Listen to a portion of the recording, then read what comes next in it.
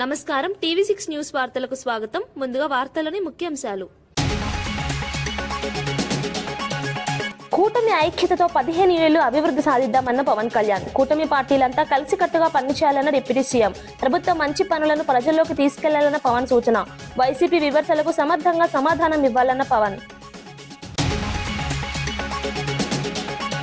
హైదరాబాద్ లో అభివృద్ధి కార్యక్రమాలు ప్రారంభించిన పొన్నం. మాసప్ ట్యాంక్ లో ఈ వ్యర్థాల సేకరణ కేంద్రం ప్రారంభం. మహిళా శక్తి క్యాంటీన్ ప్రారంభించిన మంత్రి పొన్నం. మహిళా సంఘాలకు 35 కోట్ల రుణాల చెక్కుల పంపిణీ.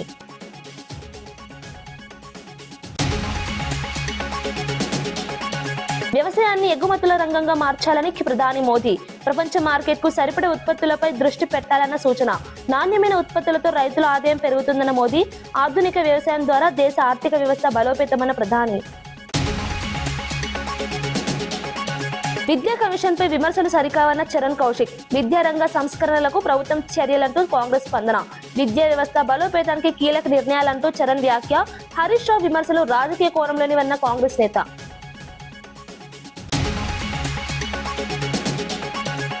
మంగళగిరి ఎయిమ్స్ లో వైద్య సేవలపై సమీక్ష చేసిన పెమ్మసాని. ఎయిమ్స్ లో మౌలిక వసతులు మెరుగుపడుతున్నాయన్న కేంద్ర మంత్రి. ఇప్పటికే 1600 పోస్టులు భర్తీ చేశామన్న పెమ్మసాని. ప్రజలకు మెరుగైన వైద్య సేవలు అందించడమే లక్ష్యమన్న మంత్రి. వైసీపీ సభ్యులు కేవలం 11 మంది ఉన్నప్పటికీ 1100 మంది ఉన్నట్లు మాట్లాడుతున్నారని డిప్యూటీ సీఎం పవన్ కళ్యాణ్ వ్యాఖ్యానించారు. కూటమిలోని అన్ని పార్టీలు భేదాభిప్రాయాలు లేకుండా కలిసికట్టుగా పనిచేయాలని సూచించారు. కూటమి ప్రభుత్వం చేస్తున్న మంచి పనులను ప్రజల్లోకి బలంగా తీసుకెళ్లడంలో ఇంకా మెరుగుదల అవసరమన్నారు. ఆంధ్రప్రదేశ్ అభివృద్ధి కోసం కూటమి పార్టీలు రాబోయే 15 సంవత్సరాలు కలిసి పనిచేయాల్సిన అవసరం ఉందని చెప్పారు. కూటమిలోని పార్టీలు వేర్వేరు సామాజిక వర్గాల నుంచి వచ్చినప్పటికీ రాష్ట్ర ప్రయోజనాల కోసం ఒక్కటిగా నిలవాలని పిలుపునిచ్చారు. సభలో వైసీపీ నేతలు చేసే విమర్శలను సమర్థవంతంగా తిప్పికొట్టాలని సూచించారు. కేవలం మాటలకే పరిమితం కాకుండా ప్రభుత్వం చేసిన పనులను ప్రజలకు స్పష్టంగా వివరించాల్సిన అవసరం ఉందన్నారు. వాళ్ళు చెప్పిన దాన్ని చాలా బలంగా నమ్ముతారు. మనం చేసే పనులు మనం చెప్పుకోలేం, మనం చేయడానికి సంకోచిస్తున్నాం ఏంటో తెలియదు. కానీ వాళ్ళు చూడండి, ఇందాక నేను చెప్పింది మీకు, when we are irresponsible, our NDA alliance is so responsible, reliable and reasonable government, while they are irrational, irresponsible and abusive group. వీటన్నిటి మధ్యలో మనం కూర్చోబెట్టి మనం ఏదైనా మాట్లాడాలి అంటే మనందరం కూడా ఒక ఏకాభిప్రాయం మీద ఒక ఏకత్వం ఉండాలి అనేది నేను మనస్ఫూర్తిగా సభ్యులందరినీ కూడా నేను కోరుకుంటా ఉన్నాను. అంటే వాళ్ళు చూడండి, ఆర్టికల్ 21 కాన్స్టిట్యూషన్ ఆఫ్ ఇండియాలో protection of life and personal liberty మాట్లాడితే మేబీ వాళ్ళు ఏమనుకుంటున్నారంటే endangering others life, violating their liberty must be fundamental right అనుకుంటున్నారు వాళ్ళు. ఇది మనం కరెక్ట్ చేయాలి. అలాగే ఆర్టికల్ 19లో 1A all citizens have the right to freedom of speech and expression అంటే వాళ్ళు ఏమనుకున్నారంటే for them it is right to abuse others అనుకున్నారు. ఇవన్నీ కరెక్ట్ చేయాలంటే మటుకు మనం చాలా బలంగా మనలో మనం ఎలాంటి పొరపక్షాలు లేకుండా మనలో మనకి ఎలాంటి గొడవలు లేకుండా ఉంటే తప్ప ఇలాంటి అబ్యూజివ్ వ్యక్తుల సమూహాన్ని మనం ఎదుర్కోలేము అధ్యక్ష. కల్తీలు వాళ్ళే చేస్తారు, వాళ్ళే బూతులు తిడతారు. ఎలా ఉంటుందంటే హిందీలో చెప్తారు, ఉల్టా చోరు కొత్త వాళ్ళు కూడా అంటే దోపిడీలు చేసే దొంగ పోలీసు వస్తే పోలీసుని దొంగ అని అరిచాడు.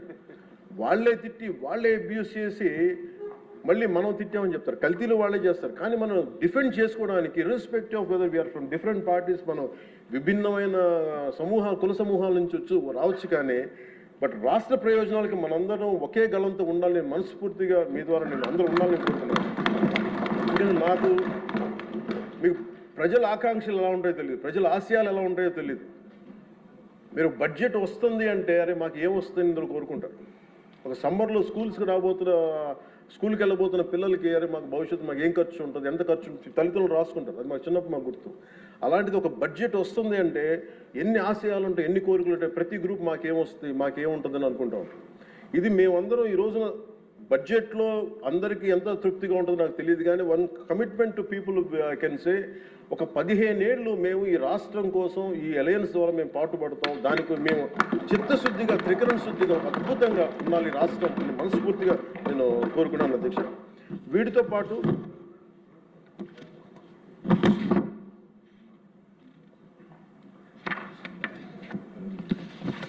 నేను ఒకటి మీ దృష్టికి తీసుకొస్తా ఉన్నాను. బడ్జెట్ లాంటివి అద్భుతంగా చేయడానికి వ్యవసాయానికి సంబంధించి కావచ్చు, లేదంటే అన్ని రంగాలకు సంబంధించి కావచ్చు, పయ్యావుల కేశవ్ గారు ఉన్నారు, అచ్చెన్నాయుడు గారు ఉన్నారు, గౌరవ ముఖ్యమంత్రి గారు ఉన్నారు, అపారమైన అనుభవంతో ఉన్న సభ్యులు ఉన్నారు. ప్రజలు మన నుంచి ఆశిస్తున్న అధ్యక్ష, గొడవలు లేకుండా ఈ అలయన్స్ బలంగా ఉండాలండి.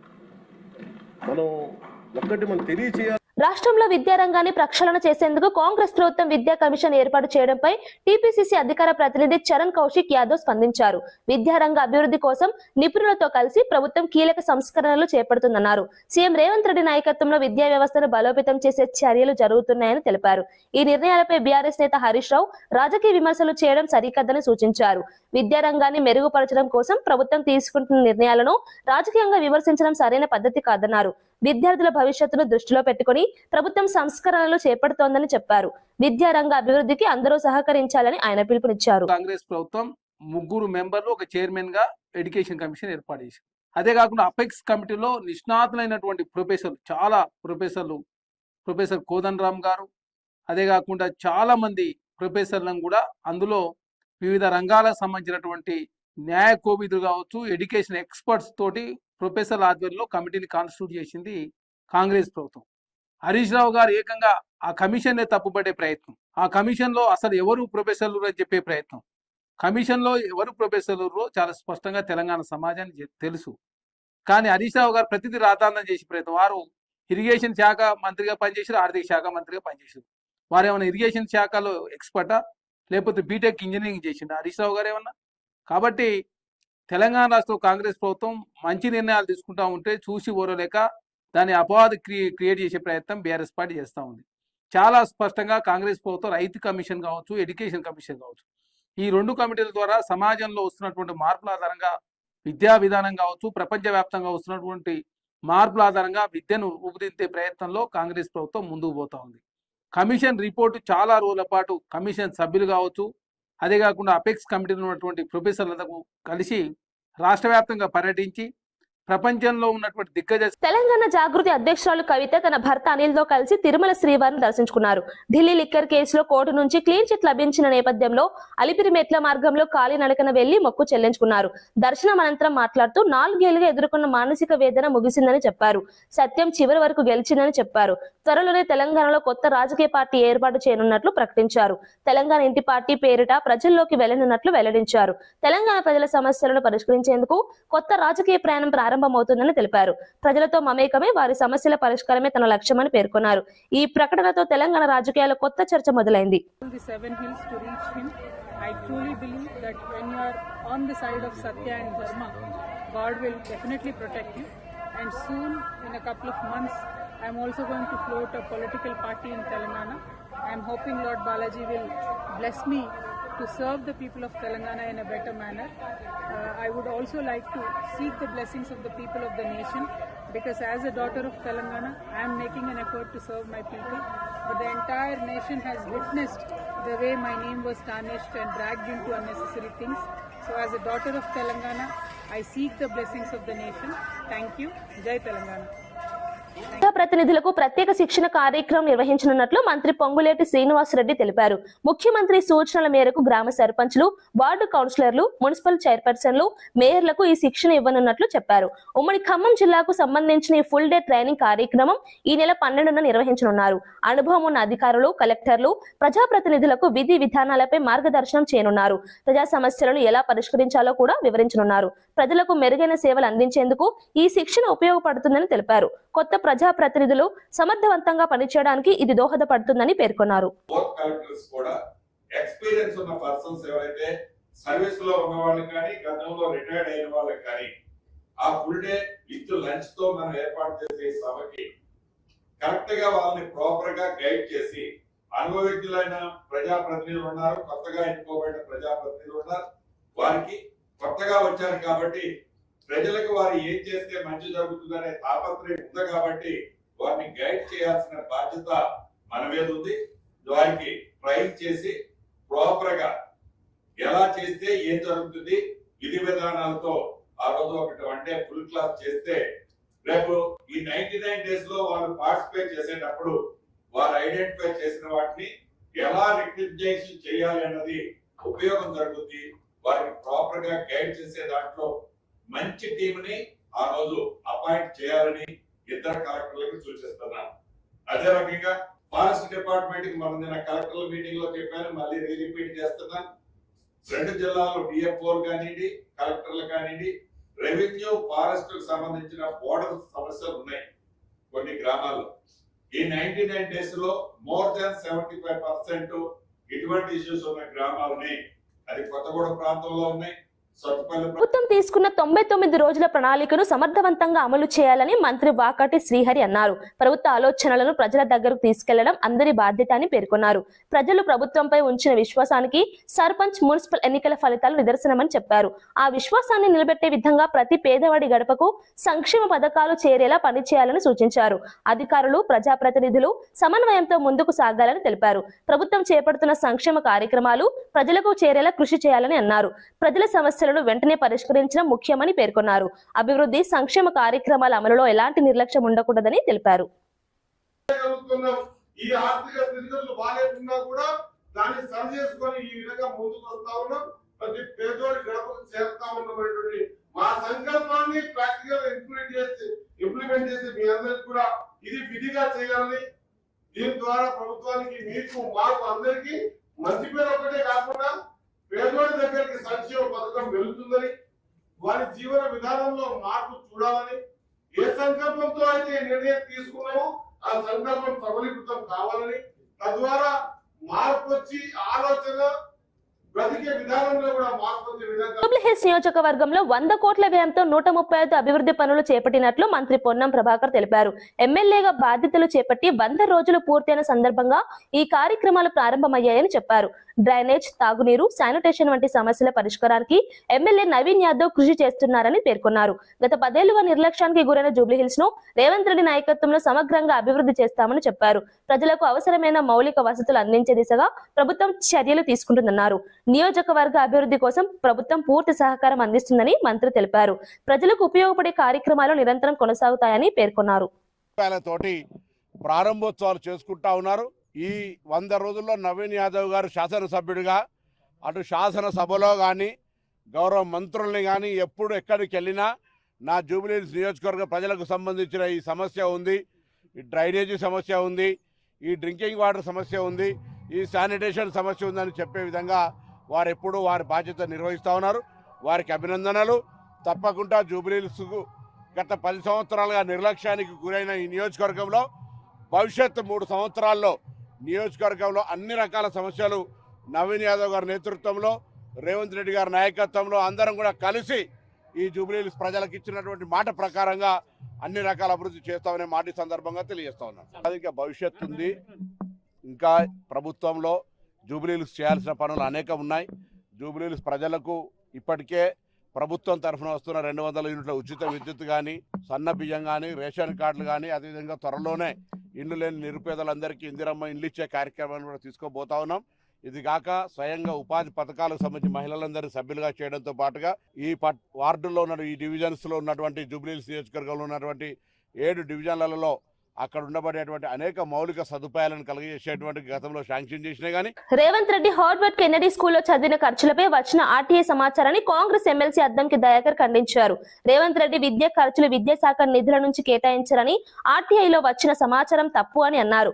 ఆ సమాచారం పూర్తిగా అబద్ధమని స్పష్టం చేశారు. రేవంత్ రెడ్డి తన స్వంత ఖర్చులతోనే హార్వర్డ్ కెన్నడీ స్కూల్లో చదువుకున్నారని తెలిపారు. ఈ అంశాన్ని రాజకీయంగా వక్రీకరించే ప్రయత్నాలు జరుగుతున్నాయని ఆరోపించారు. ప్రజలను తప్పుదారి పట్టించేలా తప్పుడు ప్రచారం జరుగుతుందన్నారు. నిజాలు ప్రజలకు తెలియాల్సిన అవసరం ఉందని చెప్పారు. ఈ అంశంపై పూర్తి స్పష్టత రావాలని డిమాండ్ చేశారు. మాత్రమే పర్మిటెడ్గా ఉంటాయి తప్పితే హార్వర్డ్ స్కూల్ యొక్క ఫీజు కూడా తనే కట్టుకున్నాడు. సొంత ఖర్చులతో కట్టుకునే దాంట్లో సొంత ఖర్చులతో కట్టుకునే అవకాశం ఉంటుంది. కానీ వీళ్ళు ఎక్కడి దరిద్రులు రా నాయన, మీరు నాకు అర్థం కాదు. మీకు ఎవడెవడు చెప్తుండేది అసలు మిమ్మల్ని కాదు, వాడిని ఎవరినో వాడిని దంచాలి మీకు చెప్పేటోని. ఏలూరు జిల్లా జీలుగుమిల్లి ప్రాంతంలో భారీగా గంజాయి తరలిస్తున్న ఇద్దరిని పోలీసులు అరెస్ట్ చేశారు. వారి వద్ద నుంచి సుమారు 598 కిలోల గంజాయిని స్వాధీనం చేసుకున్నారు. గంజాయి తరలింపుకు ఉపయోగించిన ఒక వ్యాన్తో పాటు 2 సెల్ ఫోన్లను కూడా పోలీసులు సీజ్ చేశారు. గోప్య సమాచారం ఆధారంగా పోలీసులు ప్రత్యేకంగా తనిఖీలు చేపట్టగా ఈ గంజాయి రవాణా బయటపడింది. నిందితులు గంజాయిని ఇతర ప్రాంతాలకు తరలించే ప్రయత్నంలో ఉండగా పోలీసులు అదుపులోకి తీసుకున్నారు. పట్టుబడిన వారిని విచారిస్తున్న పోలీసులు గంజాయి సరఫరా నెట్వర్క్ పై దర్యాప్తు కొనసాగిస్తున్నారు. ఈ ఘటనతో ప్రాంతంలో సంచలనం ఏర్పడింది. ఈ ఆపరేషన్ లో భాగంగా మంచి ఇన్ఫర్మేషన్ డెవలప్ చేసుకుని మన జీలుగుమిల్లి పోలీసు ఒక సక్సెస్ఫుల్ ఆపరేషన్ చేశారు. దీంట్లో తాటికాయలగూడెం దగ్గర మనం వెహికల్ చెకింగ్ చేస్తూ ఈ టాటా DCM వ్యాన్ లో ట్రాన్స్పోర్ట్ చేస్తున్న సుమారు 598 కిలోల గంజాయిని సీజ్ చేయడం జరిగింది. ఈ 598 కిలోల గంజాయి వీళ్ళు ట్రాన్స్పోర్ట్ చేస్తున్న ఇద్దరు దిలీప్ కుమార్ మహంతి, జనార్దన్ ప్రధాన్, వీళ్ళిద్దరు కూడా బరంపూర్ రెసిడెంట్స్. వాళ్ళ ఇద్దరిని కూడా ఈ మెటీరియల్తో పాటు అరెస్ట్ చేయడం జరిగింది. వీళ్ళలో ఒకరి మీద ఇంతకు ముందే ఒక యూపీ పోలీస్ స్టేషన్లో కూడా ఒక గాంజాయి కేసు ఉంది. వీళ్ళ ఇంట్రాగేషన్లో భాగంగా మాకు ఇంకా కొన్ని విషయాలు తెలిసినాయి. ఎక్కడ నుంచి లోడ్ చేస్తున్నారు, ఇంతకు ముందు చేసిన కొన్ని ట్రిప్స్ కూడా కన్ఫెషన్స్లో తీసుకురావడం జరిగింది. తర్వాత వీళ్ళకి ఎవరు లోడ్ చేశారు, వీళ్ళు ఈ లోడ్ని ఎక్కడికి తీసుకెళ్తున్నారు మహారాష్ట్రలో, వాళ్ళ పేర్లు కూడా ఇన్వెస్టిగేషన్లో భాగంగా గుర్తించడం జరిగింది. తొందరలో ఆ మిగిలిన నలుగురిని, వాళ్ళకి కనెక్టెడ్ ఎంతమంది ఉంటే వాళ్ళని కూడా అరెస్ట్ చేయడం జరుగుతుంది. కరీంనగర్ జిల్లా రామడుగు మండలంలో గౌరమ్మ అనే మహిళ దారుణ హత్యకు గురైంది. ఇంట్లో ఒంటరిగా ఉన్న సమయంలో గుర్తు తెలియని వ్యక్తులు ఆమెపై దాడి చేసినట్లు పోలీసులు అనుమానిస్తున్నారు. గొంతు కోసి హత్య చేసినట్టు ప్రాథమికంగా గుర్తించారు. ఘటన సమాచారం అందుకున్న పోలీసులు వెంటనే అక్కడికి చేరుకుని పరిశీలించారు. మృతదేహాన్ని పోస్టుమార్టం కోసం ఆసుపత్రికి తరలించారు. ఈ ఘటనతో గ్రామంలో భయాందోళన వాతావరణం నెలకొంది. నిందితులను గుర్తించేందుకు పోలీసులు ప్రత్యేక బృందాలతో గాలింపు చర్యలు చేపట్టారు. మ్యారేజ్ సంబంధించిన విషయంలో సో ఈరోజు బట్టలు తీసుకురావడానికి పెద్ద కొడుకైన మహేష్ బయటికి వెళ్ళిపోతాడు. అదే ఉంది ఆ ఫంక్షన్కి సంబంధించి వాళ్ళ ఫాదరు ఆ ఫంక్షన్కి వెళ్ళిపోతాడు. ఇంట్లో ఓన్లీ వాళ్ళ యొక్క చిన్న కొడుకైన అనిలును ఈ గౌరమ్మ ఇద్దరు ఉంటారు. ఇద్దరున్న తర్వాత సుమారు 1 నుంచి 1:50, 1:40 మధ్య ప్రాంతంలో ఈమె యొక్క గొంతు థ్రాట్ని కత్తితో కట్ చేసి ఈమె చనిపోయి ఉంటుంది. డోర్స్ అని పెట్టి ఉంటాయి లోపల, ఓన్లీ బయట సైడ్ డోర్ మాత్రం ఓపెన్ చేసి దగ్గరేసి బయటకు వెళ్ళిపోతారు. వాళ్ళ ఫాదర్ వచ్చి చూసేసరికి ఆమె కింద పడుకున్నట్టుగానే చనిపోయి ఉంటుంది. పక్కనే ఒక నైఫ్ ఉంటుంది. తర్వాత వాళ్ళ చిన్న కొడుకు ఇంట్లో ఉండడు, బయటికి వెళ్ళిపోతాడు. ఇప్పుడు ఈ విషయంలో మాకు ఇంతవరకు సమాచారం మేరకు మేము వచ్చి ఇక్కడ ఎంక్వైరీ చేస్తున్నాము. దరఖాస్తు తీసుకొని కేసు రిజిస్టర్ చేస్తాము. భారత వ్యవసాయ రంగాన్ని ఎగుమతుల ఆధారిత రంగంగా మార్చారని ప్రధాని నరేంద్ర మోదీ పిలుపునిచ్చారు. రైతులు మరియు వ్యవసాయ రంగానికి సంబంధించిన భాగస్వాములు ప్రపంచ మార్కెట్ కు సరిపడే నాణ్యమైన ఉత్పత్తులపై దృష్టి పెట్టాలని సూచించారు. ప్రపంచ మార్కెట్లలో భారత వ్యవసాయ ఉత్పత్తులకు మంచి అవకాశాలు ఉన్నాయని చెప్పారు. నాణ్యమైన ఉత్పత్తులు తయారు చేస్తే రైతుల ఆదాయం పెరుగుతుందని తెలిపారు. వ్యవసాయ రంగాన్ని ఆధునిక పద్ధతులతో అభివృద్ధి చేయాల్సిన అవసరం ఉందన్నారు. రైతులకు సాంకేతిక సహాయం అందించడంతో పాటు ఎగుమతులకు ప్రోత్సాహం ఇవ్వాలని సూచించారు. వ్యవసాయం ద్వారా దేశ ఆర్థిక వ్యవస్థకు మరింత బలం చేకూరుతుందని ప్రధాని పేర్కొన్నారు.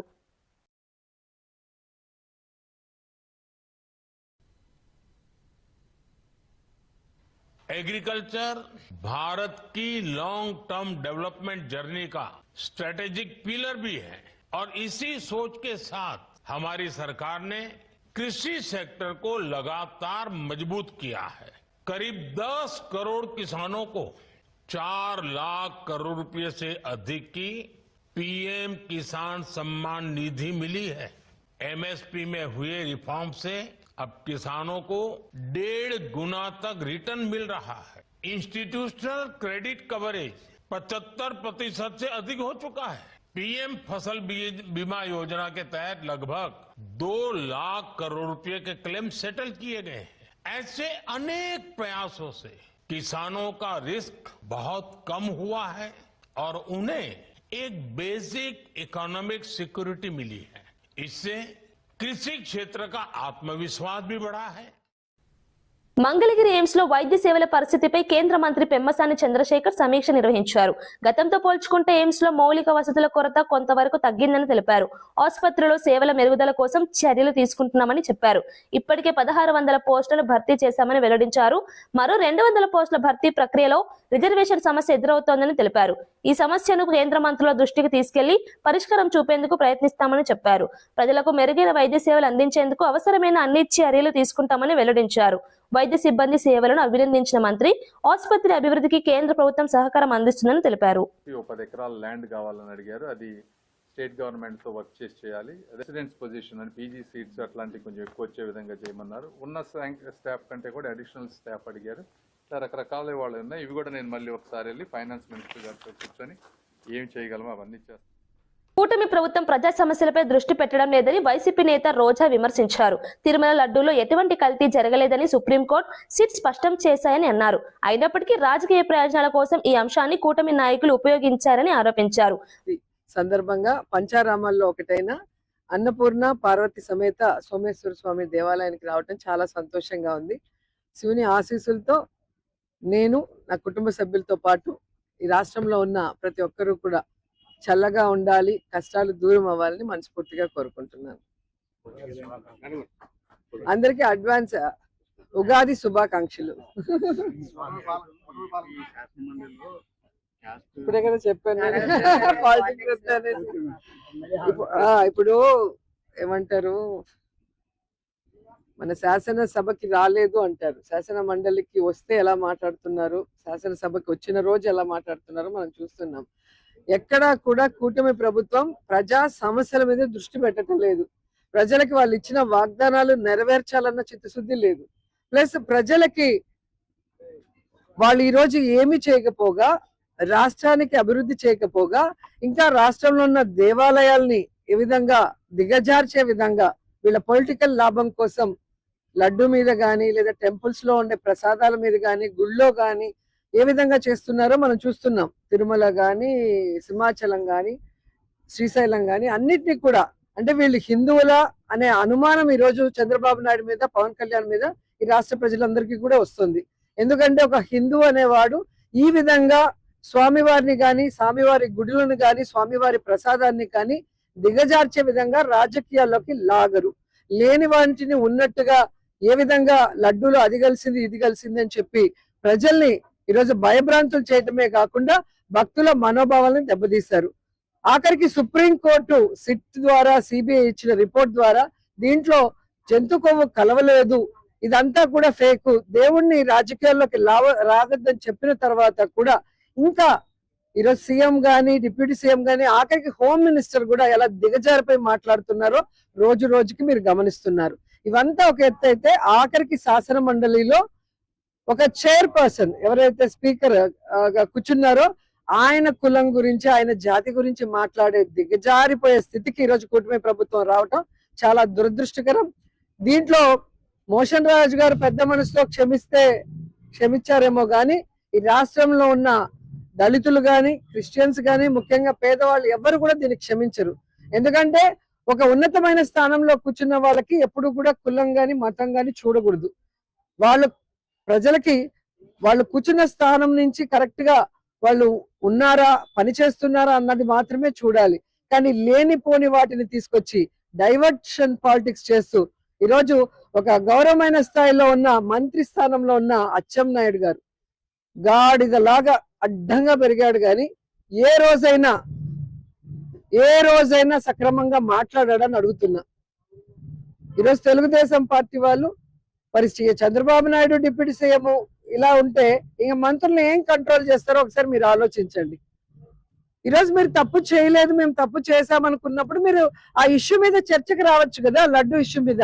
దాన్ని డైవర్ట్ చేయడానికి మళ్ళీ ఈరోజు స్పీకర్ గారి క్యాష్ గురించి ఎందుకు తీసుకొచ్చారని నేను అడుగుతున్నాను. సో ఈ రోజు రాష్ట్ర ప్రజలు ఎప్పుడు ఎన్నికలు పెట్టినా ఈ కూటమి ప్రభుత్వానికి చంప పెగలగొట్టడానికి రెడీగా ఉన్నారని ఈ సందర్భంగా తెలియజేసుకుంటున్నా. ఇంకనైనా ఈ కులాలు కుంపట్లు పెట్టి ప్రజల్ని విడదీయకండి. అలాగే దేవుళ్ళ ప్రసాదాల మీద విషం జమ్మి భక్తుల మనోభావాలు దెబ్బతీయకండి. మీరు రాజకీయాల్లో ఉన్నారు, ప్రజలకి చేయగలిగితే మంచి చేయండి, లేదా రాజీనామా చేసి ఇంట్లో కూర్చోండి. వార్తలు ముగించే ముందు ముఖ్యాంశాలు మరోసారి. కూటమి ఐక్యతతో 15 ఏళ్లు అభివృద్ధి సాధిద్దామన్న పవన్ కళ్యాణ్. కూటమి పార్టీలంతా కలిసికట్టుగా పనిచేయాలన్న డిప్యూటీ సీఎం. ప్రభుత్వం మంచి పనులను ప్రజల్లోకి తీసుకెళ్లాలన్న పవన్ సూచన. వైసీపీ విమర్శలకు సమర్థంగా సమాధానం ఇవ్వాలన్న పవన్. హైదరాబాద్ లో అభివృద్ధి కార్యక్రమాలు ప్రారంభించిన పొన్నం. మాసప్ ట్యాంక్ లో ఈ వ్యర్థాల సేకరణ కేంద్రం ప్రారంభం. మహిళా శక్తి క్యాంటీన్ ప్రారంభించిన మంత్రి పొన్నం. మహిళా సంఘాలకు 35 కోట్ల రుణాల చెక్కుల పంపిణీ.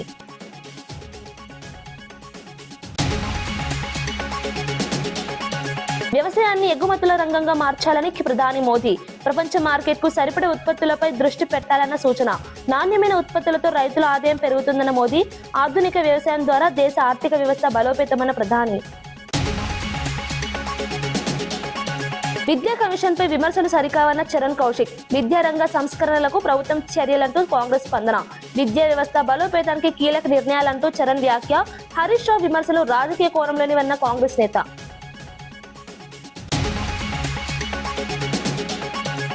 మంగళగిరి ఎయిమ్స్ లో వైద్య సేవలపై సమీక్ష చేసిన పెమ్మసాని. ఎయిమ్స్ లో మౌలిక వసతులు మెరుగుపడుతున్నాయన్న కేంద్ర మంత్రి. ఇప్పటికే 1600 పోస్టులు భర్తీ చేశామన్న పెమ్మసాని. ప్రజలకు మెరుగైన వైద్య సేవలు అందించడమే లక్ష్యమన్న మంత్రి. ఇవి ఈనాటి వార్తా విశేషాలు. మరో బులెటిన్లో మళ్ళీ కలుద్దాం. నమస్కారం.